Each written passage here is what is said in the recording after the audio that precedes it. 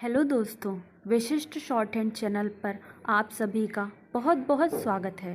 Please channel को like, subscribe और share करें ताकि नई नई डिक्टेशन आप सभी तक जल्दी जल्दी पहुंच सकें और जल्दी से जल्दी आप सिलेक्शन पा सकें।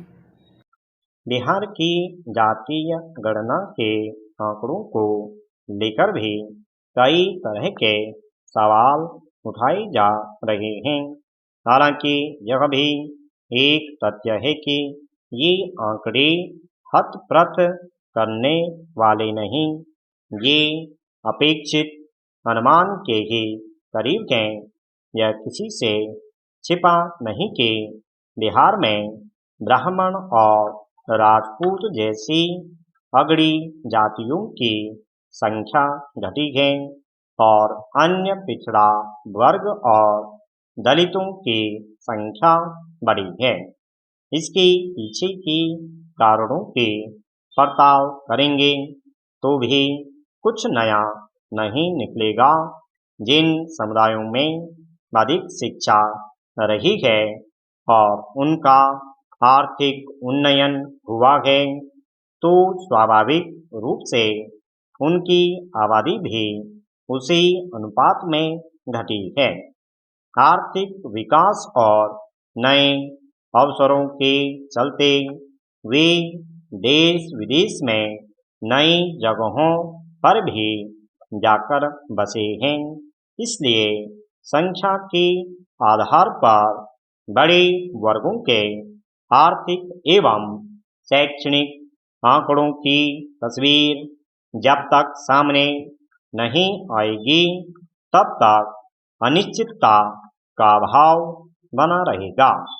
क्या उसके बाद एक नया राजनीतिक तूफान दस्तक दे सकता है?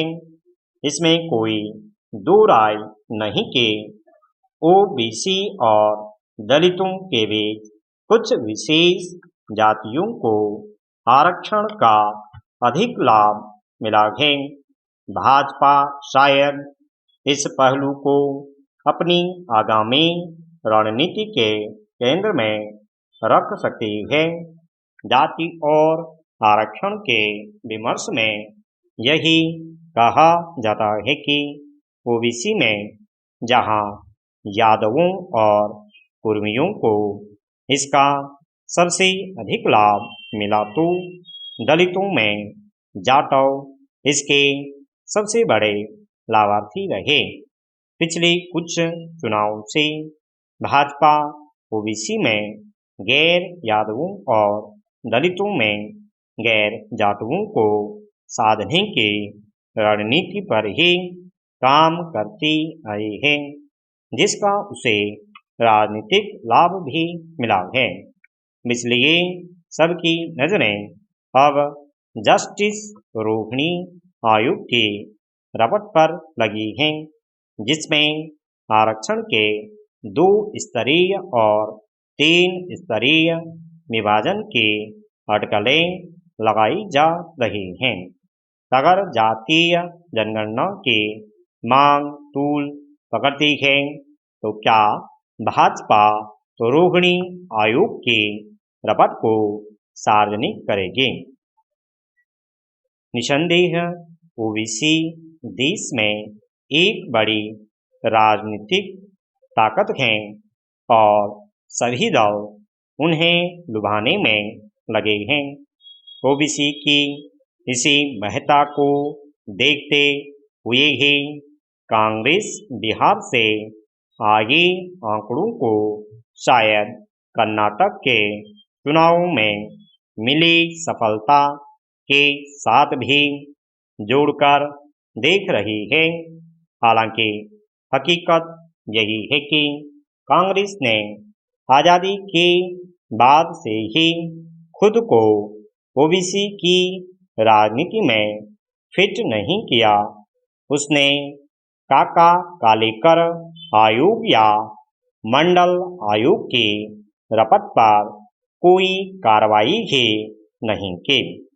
कांग्रेस ने ओबीसी के बजाय सवर्ण जातियों, दलितों और मुसलमानों को ही अपनी राजनीति के केंद्र में रखा।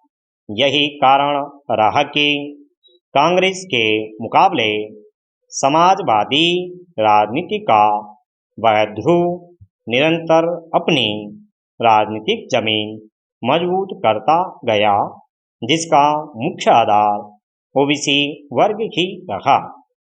कांग्रेस ने 2006 में ओबीसी को लेकर एक राजनीतिक भूल सुधार का प्रयास अर्जुन सिंह की उस पहल के माध्यम से किया, जिसमें उच्च शिक्षण संस्थाओं में ओबीसी के लिए 27% आरक्षण का प्रावधान हुआ।